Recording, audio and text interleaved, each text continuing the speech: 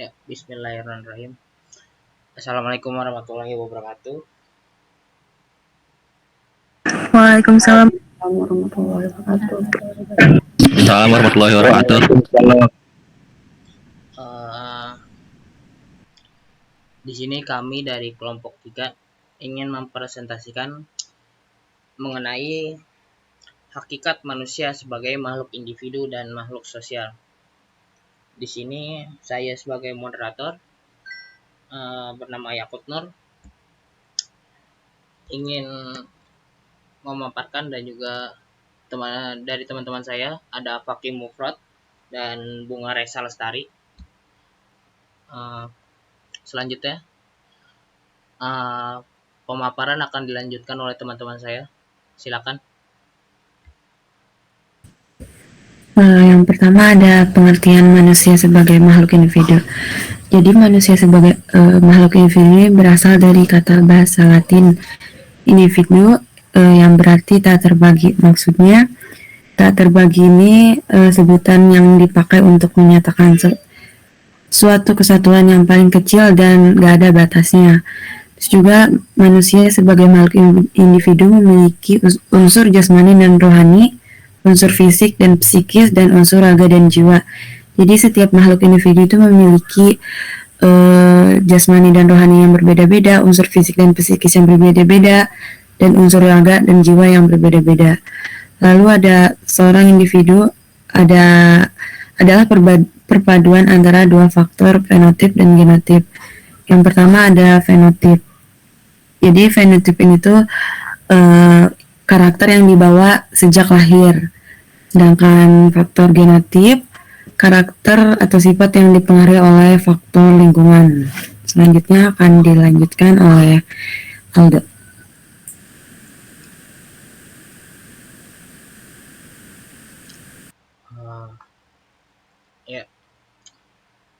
Manusia sebagai makhluk sosial. Dalam kodratnya, manusia adalah makhluk sosial atau makhluk yang bermasyarakat. Dapat dikatakan manusia sebagai makhluk sosial karena beberapa alasan. Nah, alasannya ini ada manusia tunduk pada aturan dan norma sosial,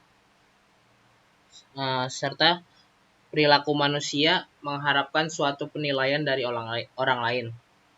Terus manusia memiliki kebutuhan untuk berinteraksi dengan orang lain. Selanjutnya yang terakhir, potensi manusia yang akan berkembang bila ia hidup di tengah-tengah manusia itu sendiri. Selanjutnya,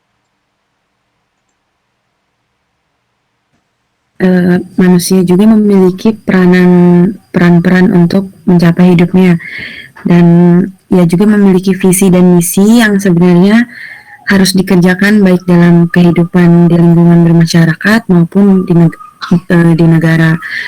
Manusia sebagai makhluk individu memiliki peran, diantaranya menjaga dan mempertahankan harkat dan martabatnya. 2. Mengupayakan terpenuhi hak-hak dasarnya sebagai manusia. 3. Merealisasikan segenap potensi diri, baik sisi jasmani maupun rohani.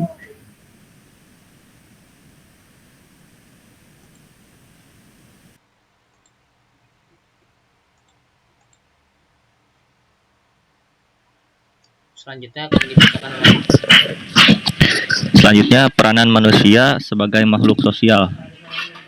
Yang pertama, manusia menciptakan norma-norma sosial sebagai pengaturan tata tertib kehidupannya berkelompok. Yang kedua, kesadaran untuk senantiasa dan harus berinteraksi dengan orang lain. Dan yang ketiga, melakukan interaksi dengan manusia lain atau dengan kelompok yang lain. Selanjutnya. Oke.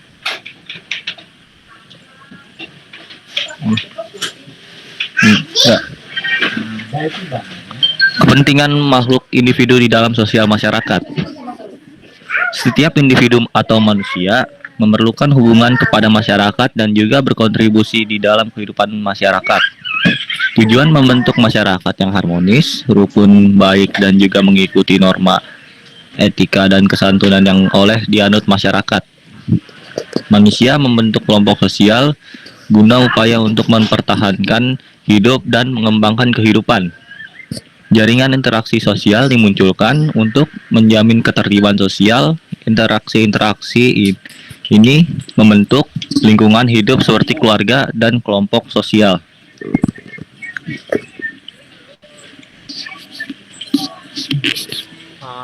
Sekian dari kelompok kami. Nah, dilanjutkan dengan sesi tanya jawab. Untuk sesi tanya jawab yang pertama dimulai dari 5 pertanyaan dulu ya.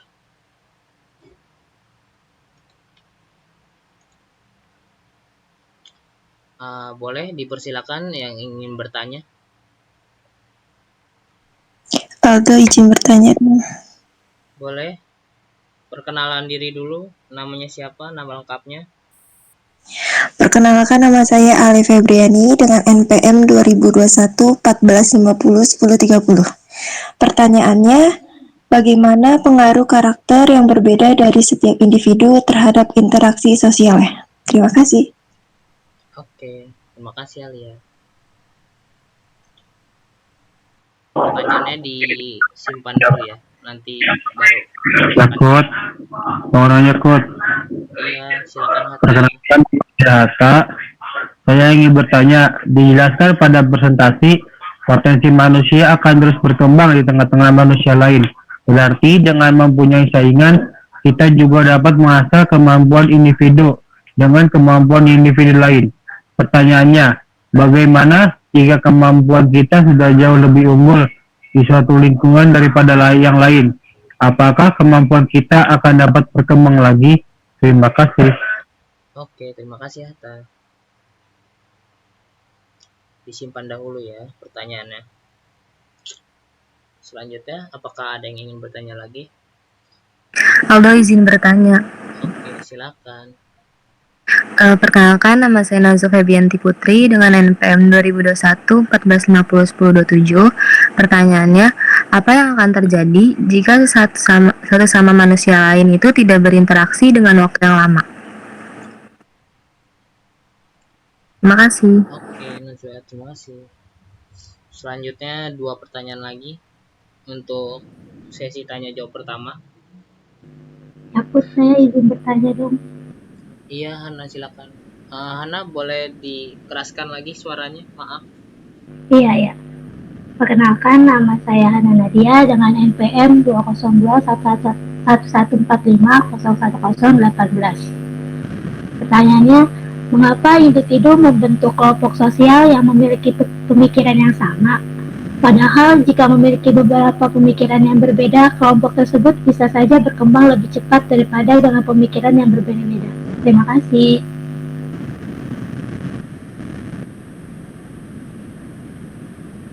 Oke, Hana, terima kasih.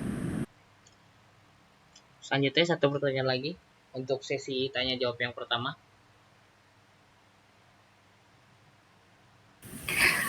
Izin bertanya, Dok. Iya, silakan Jihan. Menurut Anda, lingkungan mana yang paling krusial dalam membentuk karakter atau sifat seorang individu selain lingkungan keluarga dan lingkungan pendidikan? Oke. Terima kasih. Untuk sesi tanya jawab pertama akan dijawab. Kami akan mendiskusikannya dahulu selama 10 menit ya. Oke, baik.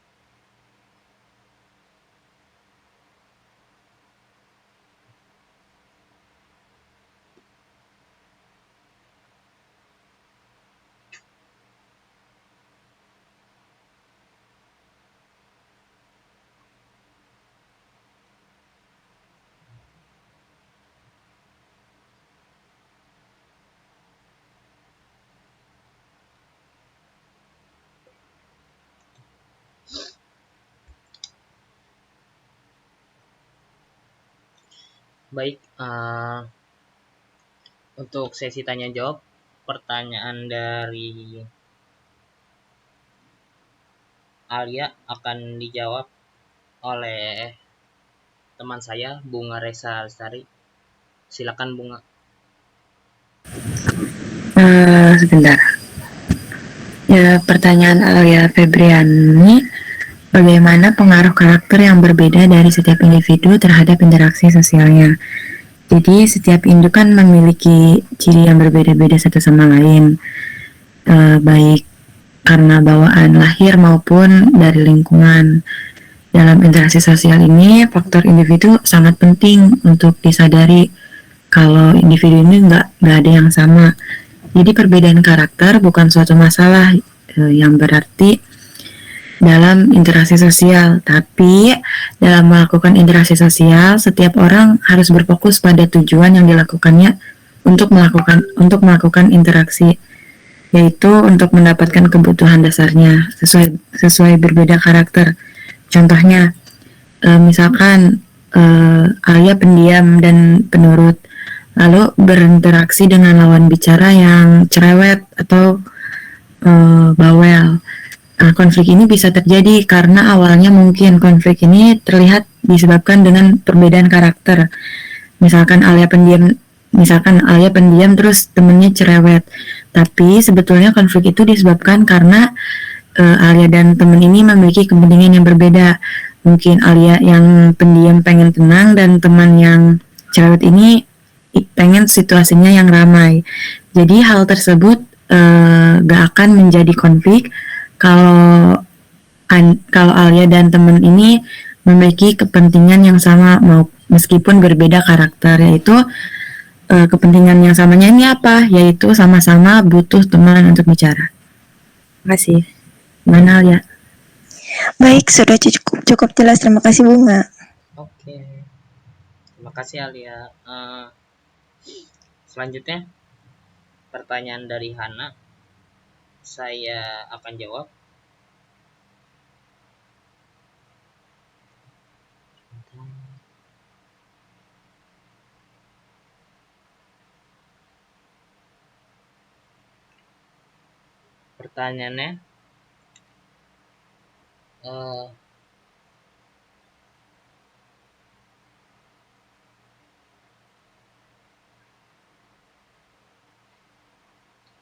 Pertanyaannya, mengapa individu membentuk kelompok sosial yang memiliki pemikiran yang sama saja? Padahal, jika memiliki beberapa pemikiran yang berbeda, kelompok tersebut bisa saja berkembang lebih cepat daripada dengan pemikiran yang berbeda-beda. Jawabannya mudah. Jadi, kelompok sosial hanya memiliki pemikiran yang sama. Mungkin saja agar tujuan pembentukan kelompok dan juga visi misi kelompok tersebut dibuat tidak berubah. dan juga tidak terjadi perpecahan yang ada di dalam kelompok tersebut. Ya, dikarenakan perseteruan yang dapat mengakibatkan pembubaran kelompok sosial tersebut dikarenakan perbedaan pendapat yang terjadi antara dua kelompok yang memiliki pemikiran yang berbeda. Jadi kalau pemikirannya sama kan jadi visi misinya sama tuh. Jadi nggak ada keributan lah di dalam kelompok itu. Jadi bagaimana? Anak? Baik, sudah jelas Aldo. Terima kasih. Terima kasih Anak. Selanjutnya pertanyaan dari Hatta akan dijawab oleh Fakih. Silakan Fakih. Iya, sebentar. Pertanyaan dari Hatta. Oh iya, dijelaskan di presentasi potensi manusia akan terus berkembang di tengah manusia lainnya. Berarti dengan mempunyai saingan, apa itu bagaimana jika kemampuan kita sudah jauh lebih unggul di suatu lingkungan daripada yang lain? Apakah kemampuan kita akan dapat berkembang lagi? Jawabannya, kemampuan dan potensi yang didapat dari berkembang sesuai dengan tekanan dan juga lingkungan yang tinggi akan membuat perkembangan potensi kita menjadi semakin lebih efektif. Tetapi kita juga tidak boleh berpuas karena walaupun kita unggul di suatu lingkungan, pasti kita akan berada pada lingkungan sosial yang lain yang belum tentu potensi kita atau kemampuan kita lebih unggul dari yang lain. Pasti akan semakin berkembang potensi kita sesuai dengan lingkungan manusia yang berbeda-beda. Seperti itu. Apakah jelas, Hatta? Baik, jelas. Terima kasih, Pak Ki. Ya.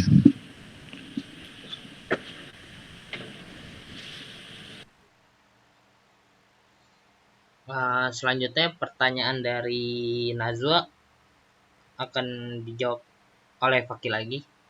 Oke, silakan Fakih. Ya. Pertanyaan Nazwa, interaksi sosial antar manusia merupakan hal yang sangat penting bagi kehidupan individu manusia dengan individu lain. Pertanyaannya, apa yang terjadi jika suatu manusia tidak berinteraksi dengan manusia lain dalam waktu yang cukup lama? Manusia dilahirkan di dalam kelompok sosial dan menjalani kehidupannya sebagai bagian dari masyarakat sehingga unsur sosial tidak dapat dihilangkan. Tetapi apabila seorang individu tidak melakukan interaksi sosial dalam waktu yang cukup lama, maka ia akan kesulitan dalam hidupnya dan juga akan mendapatkan kesehatan mental dikarenakan isolasi diri, tidak berinteraksi dengan manusia lain seperti stres maupun depresi. Tekanan mental yang terjadi akibat kurangnya interaksi akan membuat individu memiliki emosi yang tidak terkendali dan juga merasa tertekan apabila kembali berinteraksi dengan individu lain. Ya, seperti itu jawabannya. Bagaimana Nazwa? Apakah sudah jelas? Sudah jelas. Terima kasih Fakih sudah menjawab. Ya, sama-sama.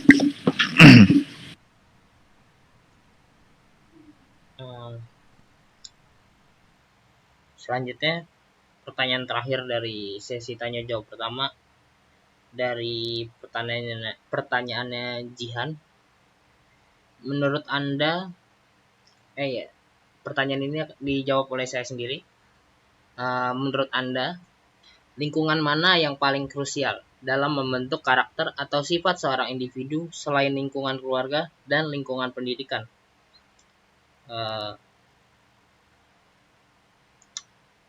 Jawabannya, menurut saya, pembentukan karakter atau sifat seseorang individu yang paling krusial dan juga berpengaruh kepada individu pada awal adalah lingkungan bermain. Kenapa lingkungan bermain? Karena teman-teman yang bersosialisasi oleh suatu individu juga akan mempengaruhi sifat dan karakter individu tersebut. Selain itu, lingkungan seperti wilayah akan mempengaruhi sifat dan karakternya, menyesuaikan dengan norma dan adat istiadat wilayah tersebut. Jadi, lingkungan bermain lebih krusial untuk membentuk karakter atau sifat seorang individu. Jihan, jadi gimana? Baik Aldo, terima kasih atas penjelasannya, sudah cukup jelas. Terima kasih Jihan. Selanjutnya sesi tanya jawab kedua dibuka. Aku Silakan mau yang tanya Aldo. Oke, boleh perkenalan diri Putri dulu. Fahmiatul Ilmi. Oke, Pertanyaannya, silakan. salah satu faktor pendorong terjadinya interaksi sosial adalah identifikasi, yaitu upaya yang dilakukan individu untuk menyerupai individu lain, yang tidak hanya melakukan imitasi, melainkan melalui proses kejiwaan yang mendalam seperti obsesi. Jadi pertanyaannya, identifikasi itu kan sikap yang lebih dari imitasi ya. Lalu maksud dari obsesi itu bagaimana ya? Apa sama seperti fans yang mengidolakan idolnya dan ingin berpenampilan sama persis seperti idolnya? Terima kasih. Oke, terima kasih Mia. Jawabannya, pertanyaannya disimpan dulu, nanti akan dijawab setelah sesi pertanyaan. Selanjutnya, ada yang ingin bertanya lagi? Aldo mau izin bertanya boleh? Oke, silakan. Namanya Nuros Alfianti. Pengen tanya, kan pada syarat interaksi sosial itu kan salah satunya itu kontak sosial. Tapi sekarang dengan adanya HP, beberapa orang lebih lama berinteraksi dengan HP-nya sendiri dan berkomunikasi itu lebih sering dengan HP-nya sendiri. Nah, pertanyaannya, apakah hal ini termasuk ke dalam interaksi sosial? Terima kasih. Oke, sama-sama.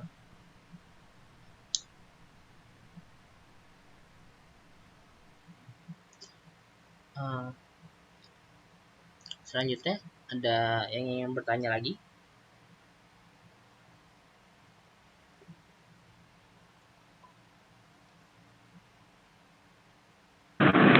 Aldo mau nanya, Oke, silakan. nama saya Muhammad Ali Hafiz. Mau nanya, kalau misalnya seorang individu memiliki ciri dari disordernya itu, apakah termasuk dalam faktor fenotipe?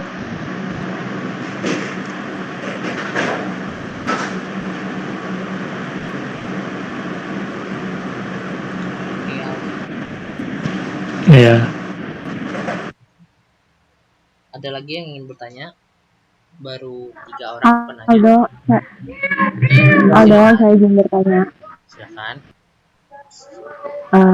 Dalam hierarki kebutuhan manusia, menurut Maslow yang mempunyai 5 tingkat, apa yang akan terjadi jika suatu individu melewati atau melangkahi satu tingkat kebutuhan?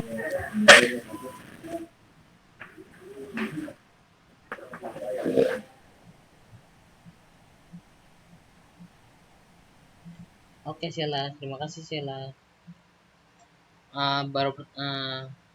Tinggal satu pertanyaan terakhir. Ada yang ingin bertanya? Aldo, saya ingin bertanya. Oke, silakan. Sebagai makhluk sosial kan kita harus bersosialisasi. Nah, misalnya kita tidak aktif dalam forum kemasyarakatan secara offline, tapi kita aktif di forum online. Apakah itu bisa dikatakan kita sudah bersosialisasi? Terima kasih. Oke, sama-sama, Sasa. Untuk sesi tanya jawab kedua, akan kami diskusikan terlebih dahulu.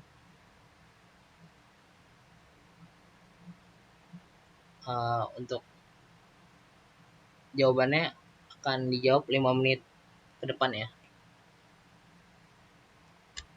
Sebentar.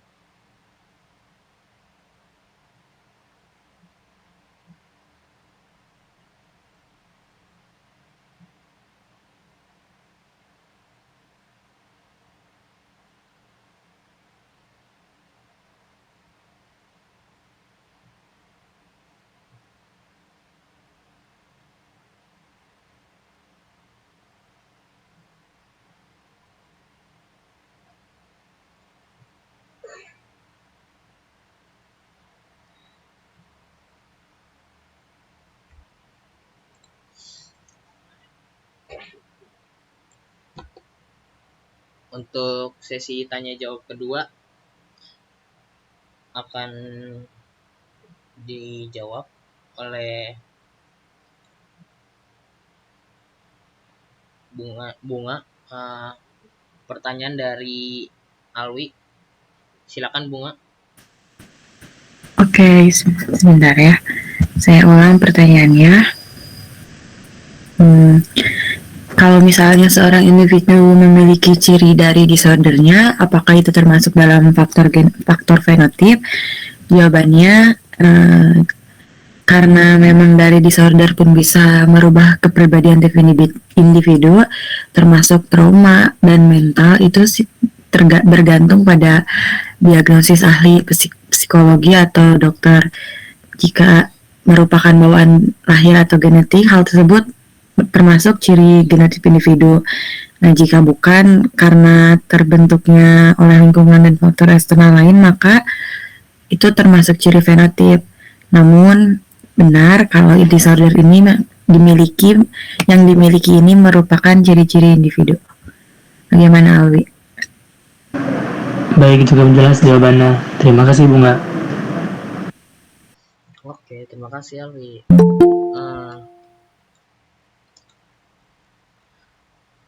Selanjutnya pertanyaan dari Sheila akan dijawab oleh Fakih. Silakan Fakih.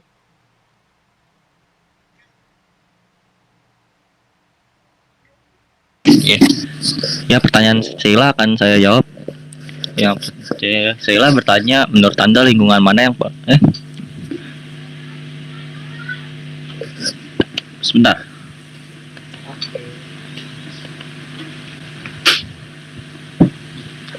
Dalam hierarki kebutuhan manusia menurut Maslow yang mempunyai 5 tingkat, apa yang akan terjadi jika suatu individu melewati atau melangkahi satu tingkat kebutuhan?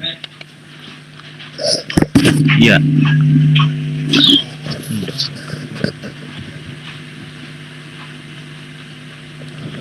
Setiap manusia sudah memiliki kebutuhan yang dijelaskan dalam tingkat kebutuhan manusia menurut Abraham Maslow.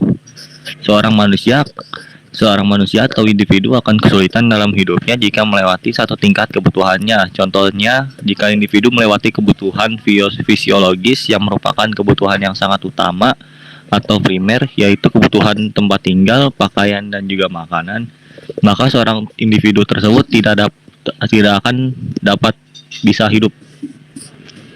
Bagaimana Sheila? Apakah sudah jelas? Ya, Fakih, terima kasih, sudah cukup.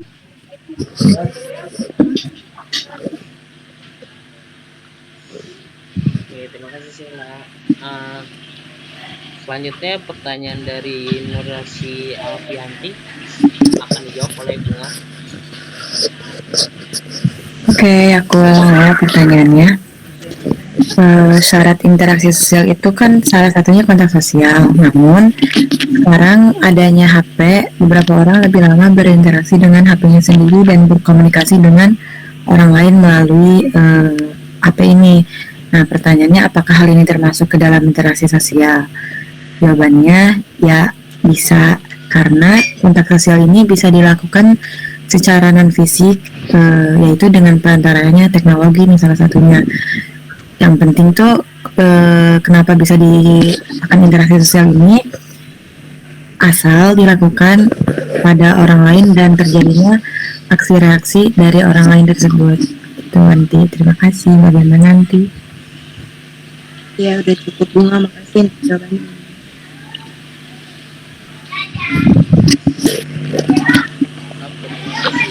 Nurasi Alfianti. Lanjut lagi. Pertanyaan dari Putri Fahmiatul akan dijawab oleh Bunga lagi. Saya lagi. Oke, sebentar.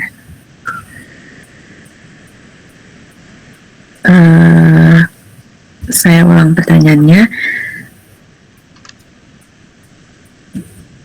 Salah satu faktor pendorong terjadinya interaksi sosial dan identifikasi yaitu upaya yang dilakukan individu untuk menyerupai individu lain.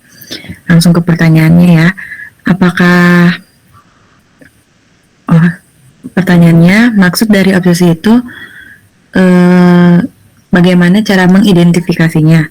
Jawabannya secara sederhana, obsesi itu adalah ide atau perasaan yang berlebihan yang muncul dalam pikiran. Dalam ilmu psikologi, menurut seorang ahli psikoanalisis, obsesi ide tertentu dalam diri seseorang yang mendorong seseorang untuk melakukan sesuatu secara berulang meskipun tidak perlu. Nah, contohnya ini tuh fans yang menirukan penampilan tokoh idolanya. Jika peniruan itu hanya sekedar imitasi, misalnya meniru untuk kepentingan hiburan, pekerjaan dan lain-lain, maka itu bukan tergolong sebagai obsesi. Nah, dikatakan obsesi ini jika sudah melibatkan kondisi psikologi tertentu yang tidak wajar seperti mereka merasa harus satu nih sama idolanya, jadi wah aku harus kayak gini, harus sama persis gitu loh sama idolanya. Nah, itu termasuk obsesi. Nah, ini juga akan merasa terancam jika hal-hal tersebut ini berulang secara berterus-terus, dan hal-hal ini juga bersifat merugikan. Jadi jawabannya bukan. Jadi tidak perlu obsesi gitu. Terima kasih.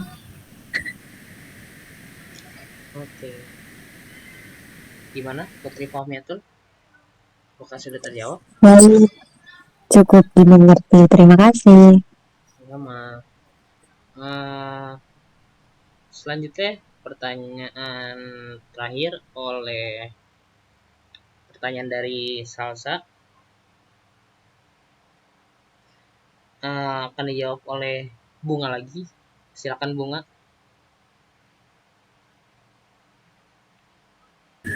Oke, bentar.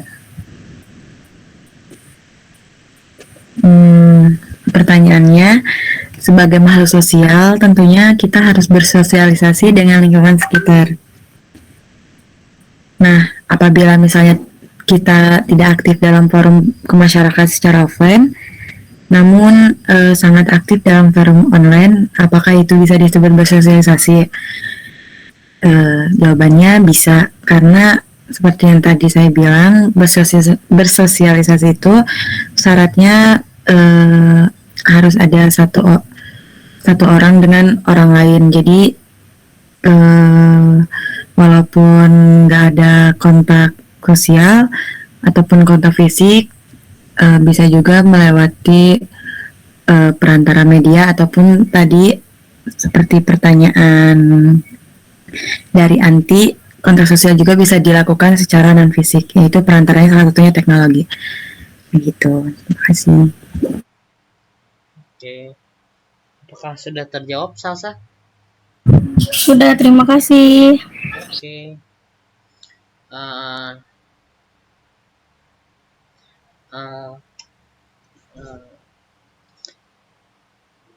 Sebelumnya terima kasih kepada teman-teman yang sudah